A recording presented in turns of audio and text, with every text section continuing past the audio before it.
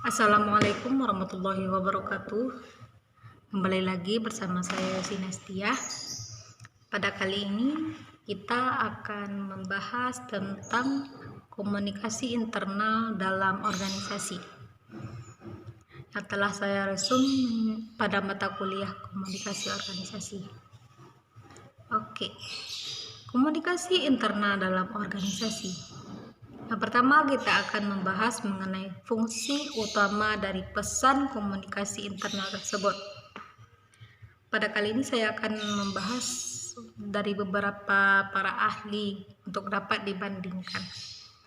Yang pertama, menurut Khan Einkate, fungsi utama dari pesan komunikasi internal itu dibagi menjadi 3 bagian. Yang pertama, fungsi pesan dalam komunikasi organisasi atau lembaga terkait dengan produksi. Yang kedua, pesan dalam komunikasi organisasi atau lembaga terkait dengan pemeliharaan. Dan yang terakhir, fungsi pesan dalam suatu komunikasi atau lembaga dalam organisasi terkait dengan penerimaan dan pengelolaan organisasi. Yang kedua, menurut Randy, ada 3 alasan pengiriman pesan tersebut, yaitu pertama, untuk pelaksana tugas tentunya, karena di setiap organisasi akan ada setiap bawahan ataupun atasan itu tugas dari beberapa yang diberikan kepada karyawan ataupun atasannya. Yang kedua, sebagai pemeliharaan. Dan yang ketiga, untuk kemanusiaan. Dan menurut Thayer pun ada 5 jenis alasan pengiriman pesan itu. Pertama, untuk memberikan informasi. Jelas, karena komunikasi dalam organisasi ataupun lembaga itu dapat memberikan informasi. Yang kedua, untuk membujuk seseorang untuk melakukan sesuatu sesuai dengan apa yang diinginkannya. Yang ketiga, pesan yang disampaikan itu berupa perintah. Ini biasa saja dilakukan oleh pimpinan untuk ke karyawannya melaksanakan tugas tertentu sesuai dengan yang diinginkan pada pemimpin tersebut. Dan si karyawan melaksanakan dengan baik dan benar tentunya. Yang keempat, sebagai memberikan instruksi. Dan yang kelima, untuk mengintegrasikan organisasi tersebut. Kita lihat menurut Grimbaum, ada 4 fungsi dari pesan yang terkirim sengaja atau tidak sengaja di dalam suatu perusahaan atau organisasi, yaitu sebagai yang pertama, mengatur, dan yang kedua, untuk melakukan pembaruan, yang ketiga, sebagai integrasi, yang keempat, untuk memberikan informasi dan sekaligus instruksi. Ada 4 pesan dalam komunikasi internal ini. Yang pertama, pesan sebagai pesan tugas. Pesan-pesan tugas ini yaitu pesan-pesan yang berfungsi untuk pelaksanaan tugas-tugas organisasi oleh anggota organisasi melalui informasi atau penyebaran pesan-pesan oleh pengambilan kebijakan atau manajemen yang ada pada sebuah lembaga atau organisasi, yang kemudian disebarkan dalam bentuk pesan tugas. Pesan tugas ini berhubungan dengan isi dari output dari lembaga organisasi tersebut. Jadi, kejelasan kejelasan pesan yang disampaikan akan diidentifikasi atau diidentifikasi oleh proses pelaksanaan tugas di dalam sebuah organisasi tersebut. Yang kedua, namanya pesan berfungsi sebagai pemeliharaan. Pesan yang berfungsi sebagai pemeliharaan ini dapat membantu organisasi untuk tetap hidup kekal dan abadi dalam jangka panjang. Pesan pemeliharaan ini berhubungan dengan pencapaian dari output yang telah disampaikan pada pesan tugas tersebut. Yang ketiga, pesan berfungsi sebagai fungsi kemanusiaan itu sendiri.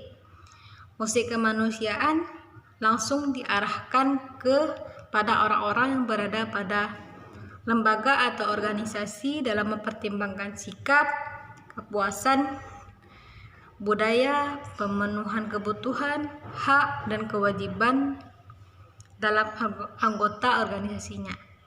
Artinya, yang membuat lembaga itu hidup dan bertahan lama dan dapat lembaga itu diakhirinya estatis itu terjadi karena adanya kinerja dari orang-orang yang berada di dalam lingkungan lembaga atau organisasi tersebut.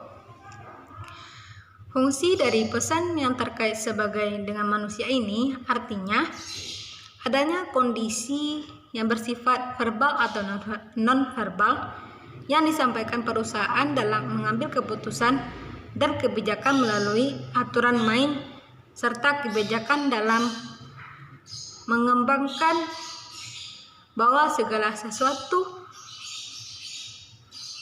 yang dikembangkan itu diperlihatkan melalui kebijakan aturan main sebagai informasi dan mengidentifikasi dan mengindikasikan untuk memenuhi kebutuhan mereka, baik secara verbal ataupun non-verbal, secara tertulis ataupun tidak. Dan yang keempat, pesan sebagai pembaharuan.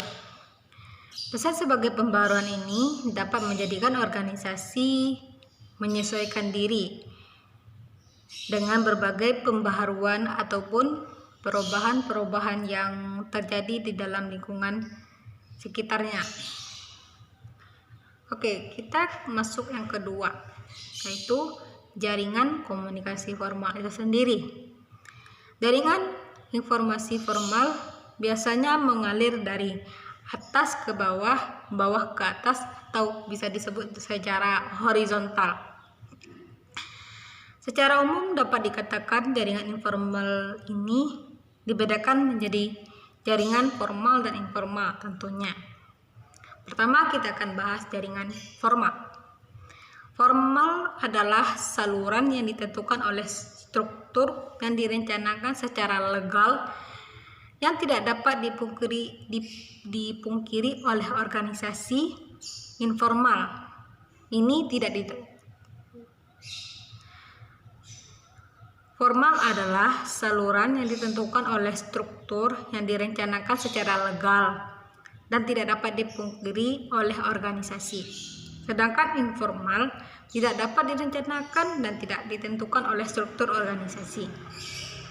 Jaringan komunikasi formal biasanya mengalir dari atas ke bawah, bawah ke atas ataupun horizontal dan diagonal.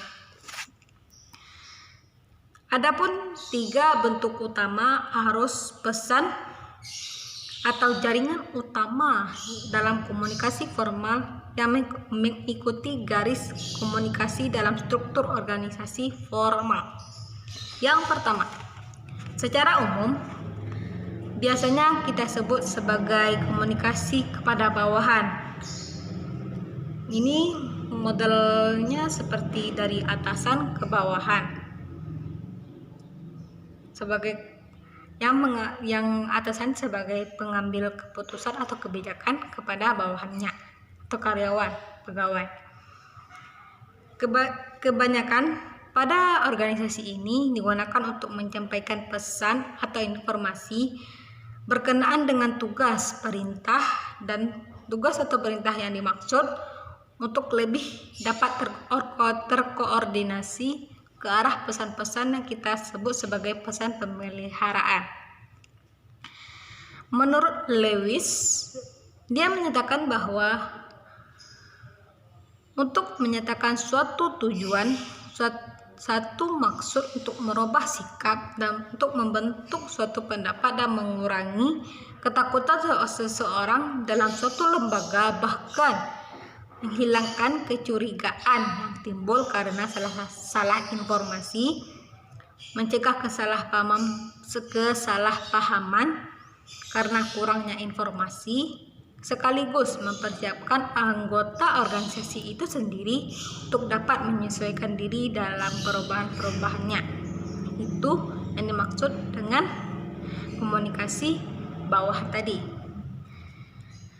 Komunikasi bawahan ini dapat ada beberapa tipe secara umum. Komunikasi ini diklasifikasikan menjadi 5 bagian. Yang pertama, instruksi tugas namanya. Instruksi tugas ini berkaitan dengan pesan yang disampaikan bawahan mengenai apa yang diharapkan dan dilakukan oleh para pengambil kebijakan atau pimpinan, dan bagaimana pula cara pegawai atau karyawan itu sendiri melakukan pesan tersebut. Instruksi tugas ini tepatnya dan langsung cenderung dihubungkan dengan tugas-tugas yang sederhana dan hanya menghendaki keterampilan dan pengalaman minimal saja. Atau sederhananya kita sebut dengan pimpinan itu atau karyawan pimpinan atau karyawan melaporkan kepada pemimpin apa yang harus dikerjakan, dan pemimpin itu memberikan hanya tugas, dan itu melatih keterampilan dan pengalaman minimal dari si karyawan tadi. Yang kedua, rasional pekerjaan. Rasional pekerjaan ini adalah pesan atau komunikasi yang menjelaskan tentang tujuan dari aktivitas dan bagaimana kaitan aktivitas itu sendiri dengan aktivitas lainnya dalam organisasi atau objektivitas organisasi tersebut. Yang ketiga, ideologi namanya. Ideologi ini merupakan perluasan dalam pesan-pesan rasional. Pesan ideologi ini mencari sokongan dan antusiasme dari anggota-anggota organisasi lain yang banyak dan lain banyaknya, guna untuk dapat mengambil sebuah loyalitas dan moral kerja serta motivasi dalam bekerja. Itu kebanyakan dilakukan pada sebuah karyawan untuk dapat memberikan semangat dan motivasi dari pemimpinnya, seperti reward ataupun bonus untuk dapat menunjang semangat serta moral dari bekerja, dan dapat meningkatkan komunikasi organisasi ataupun lembaga yang ia jalankan tersebut. Yang ketiga, kita dapat mengambil dari informasi itu sendiri. Informasi yang dimaksud yaitu pesan yang memperkenalkan kepada bawahan dengan praktek-praktek ataupun praktek-praktek organisasi ataupun aturan-aturan organisasi, berbagai keuntungan dan kebiasaan, data tak lengkap atau data tak lain yang berhubungan atau yang tidak berhubungan dengan instruksi atau rasional itu sendiri. Maksudnya di sini yaitu memperkenalkan bawahan dengan praktek-praktek aturan-aturan di organisasi itu sendiri dan berbagai keuntungan, kelebihan, kebiasaan, dan data yang tidak termasuk dalam instruksi atau rasional dari organisasi tersebut. Yang kelima, balikan. Balikan adalah pesan informasi yang berisikan informasi tentunya mengenai ketepatan individu, ketepatan seseorang, setiap SDM yang ada pada lembaga atau perusahaan dalam melakukan pekerjaannya. Dan ini merupakan bentuk komunikasi dua arah. Misalnya dari atasan ke bawahan, dari bawahan ke atasan bisa dilakukan. Dan dapat disimpulkan pada balikan ini yaitu setiap bentuk komunikasi ke bawah ini dipengaruhi oleh struktur-struktur hierarki dalam organisasi itu. Pesan ke bawah ini cenderung bertambah karena memang pesan itu akan bergerak melalui tingkat hierarkinya masing-masing tentunya. Yang kedua yaitu bisa kita katakan sebagai komunikasi ke atas, upward, seperti apa yang kita dapatkan dari bawahan kepada pimpinan. Namanya saja dari komunikasi atasan, berarti dari bawahan ke pimpinan.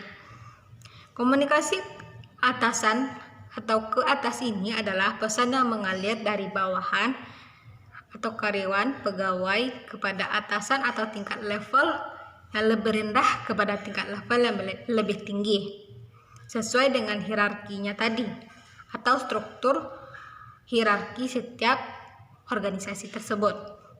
Tujuan dari komunikasi organisasi ini adalah untuk memberikan umpan balik atau timbal balik atas instruksi, perintah, kebijakan dalam memberikan saran atau pendapat atau pertanyaan, kritikan ataupun saran yang diberikan oleh atasan tadi.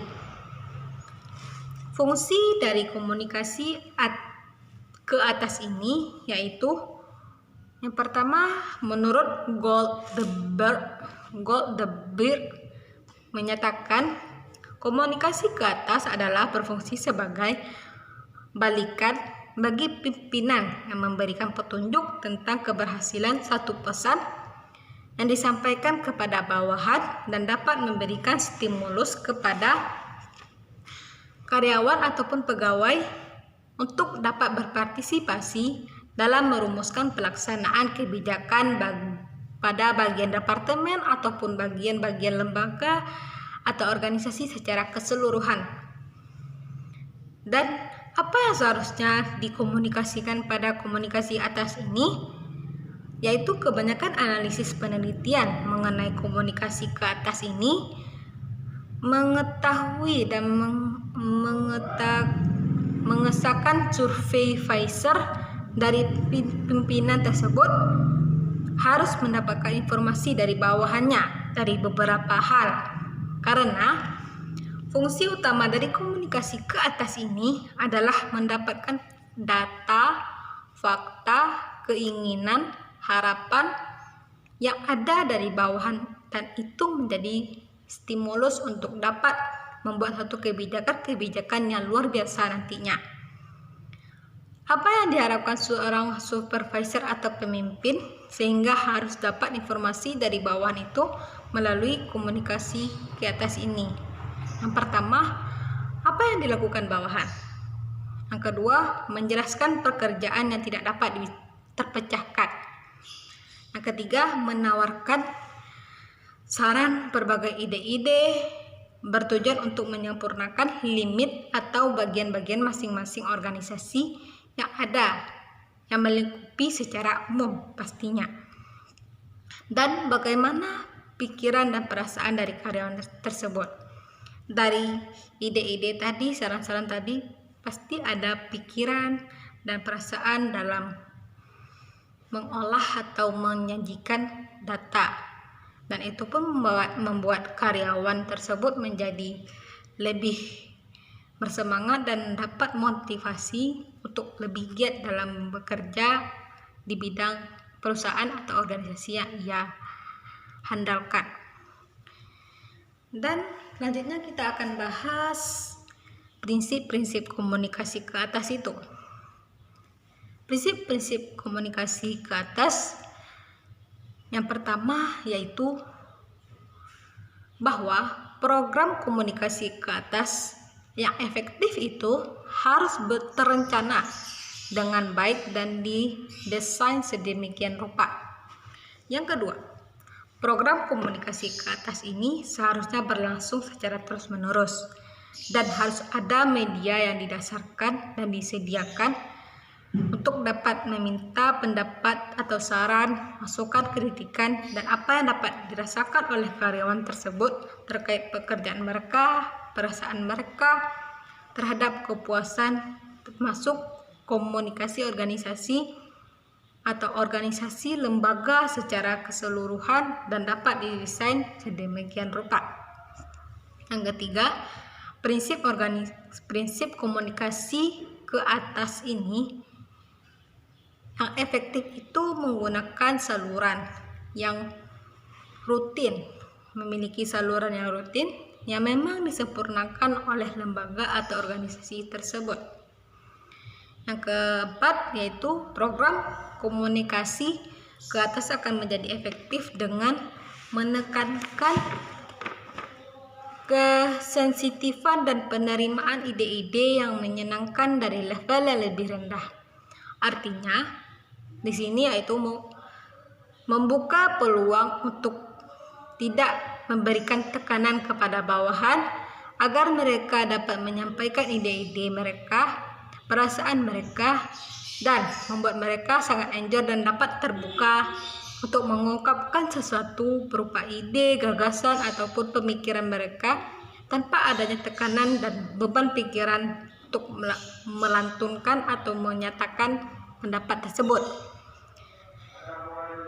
Yang kelima, program komunikasi ke atas yang efektif itu memerlukan pendengar yang objektif. Karena pada komunikasi ke atas ini tidak memerlukan yang namanya hanya sebagai masuk ke kuping kanan, keluar kuping kiri saja, bukan. Pada komunikasi ke atas ini memerlukan respon dan bentuk apresiasi kepada pendengar yang bisa kita sebut dengan komunikasi yang dilakukan oleh atasan ataupun untuk rapat seperti itu. Kita yang sebagai pemimpin dapat menyampaikan apapun bentuk informasinya, dan yang pemimpin tadi diharapkan untuk dapat dan dapat tersampaikan isi informasi itu kepada bawahannya. Itu yang namanya pendengar yang objektif, dan si pendengar tersebut dapat menganalisis ataupun menyimpulkan secara umum dan secara keseluruhan apa yang mereka dengarkan. Itu yang namanya pendengar yang objektif. Yang keenam, program komunikasi ke atas ini yang efektif itu dapat memerlukan pengambilan tindakan atau respons terhadap suatu masalah. Ya, pastinya di dalam komunikasi itu memerlukan yang namanya tindakan atau respon terhadap suatu masalah yang terjadi di organisasi atau lembaga tersebut. Yang ketujuh, program komunikasi yang efektif itu menggunakan berbagai macam-macam yang namanya media dan metode untuk menunjukkan atau memunculkan arus informasi tadi. Oke, bagian ketiga kita masuk bagian terakhir, yaitu komunikasi horizontal atau satu level. Biasanya komunikasi horizontal ini dilakukan oleh secara setahap atau selevel. Maksudnya seperti dapat kita gambarkan seperti karyawan lain kepada karyawan kepada karyawan lain, kepada lembaga departemen A kepada kepala departemen A kepada kepala departemen B dengan satu pangkat ataupun satu ruang gitu. Komunikasi horizontal ini yaitu pesan antara orang-orang yang tingkat otoritas dalam organisasi itu relatif sama, seperti antar karyawan dengan karyawan lainnya, kepala bagian departemen A dengan kepala departemen B. Dan nantinya akan ada diagonal antara kepala bagian A tadi yang berkomunikasi langsung dengan karyawan departemen B. Yaitu sah-sah saja terjadi dalam organisasi ataupun lembaga. Dan pesan pada komunikasi horizontal ini berhubungan dengan tugas-tugas tentunya, ataupun tujuan kemanusiaan, koordinasi perusahaan ataupun masalah-masalah dan lain-lainnya. Mungkin itu saja yang dapat saya sampaikan pada kesempatan kali ini. Kurang lebihnya kalau ada salah-salah kata saya mohon maaf, dan saya akhiri dengan Assalamualaikum warahmatullahi wabarakatuh dan bye bye. See you the next video.